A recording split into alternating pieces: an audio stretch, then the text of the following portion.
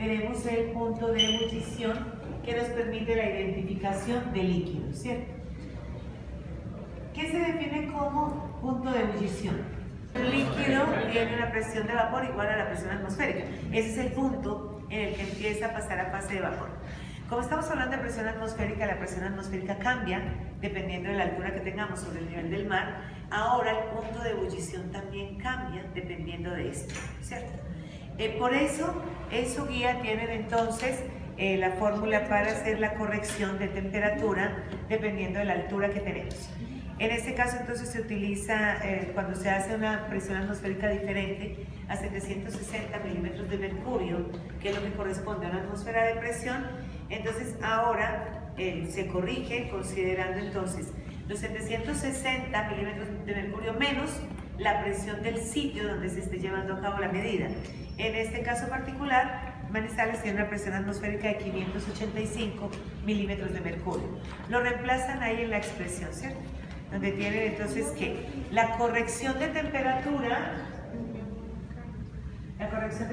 será igual a 0,00012 por 760 menos la presión atmosférica del sitio donde se esté realizando, que decimos que en este caso es 585 milímetros de mercurio, de la presión atmosférica reportada para Manizales, ¿cierto?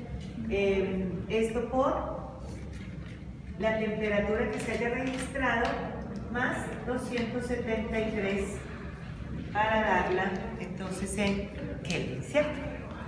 Ok, de esta manera entonces esta temperatura que vamos a registrar acá, esta corrección, se va a sumar a la temperatura que se dio en esta línea. O sea, en su tabla de resultados van a registrar esta temperatura, entonces se va a sumar para poder dar el valor final, ¿cierto? Para poder reportar entonces ese resultado. Muy bien, ¿cómo se va a proceder en el caso del punto de ebullición? Entonces, para el punto de ebullición dijimos que necesitamos una muestra líquida. Ahora, esa muestra líquida, entonces desensambla en el termómetro. Recuerden que si la columna no tiene continuidad es porque se ha dañado y esto ocurre por choques térmicos. Entonces deben tener mucha precaución en enfriar el termómetro de repente porque se les va a dañar, ¿cierto? Ok. Entonces, la muestra líquida, vamos a tomar 1 mililitro, miden 1 mililitro de la muestra en este tubo, ¿sí? Al tubo le van a insertar el capilar. Ahora el capilar, pues también han cerrado el capilar y corresponderá como a este tamaño más o menos, con un extremo cerrado. El extremo cerrado va hacia arriba en el tubo, ¿cierto? Entonces va el líquido y se inserta el capilar con el extremo cerrado hacia arriba. Una vez que hayan hecho la inserción, se acopla al termómetro de la misma manera que hicimos ahora con el capilar, se fija con el alambre de cobre y se inserta de la misma manera. ¿Cuál es la diferencia que van a tener ahora? Bueno, la diferencia que van a tener ahora es que cuando se alcance, o sea, cuando empieza a acercarse al punto de ebullición, lo que van a encontrar es que se empieza a formar un rosario de burbujas. Se llama así porque literalmente se ve como un rosario de burbujas. Entonces tienen el tubo, en el tubo está el capilar que tiene el extremo cerrado hacia arriba, y aquí empiezan a salir las burbujitas, una burbujita, dos burbujitas, y de repente empieza a ser un rosario.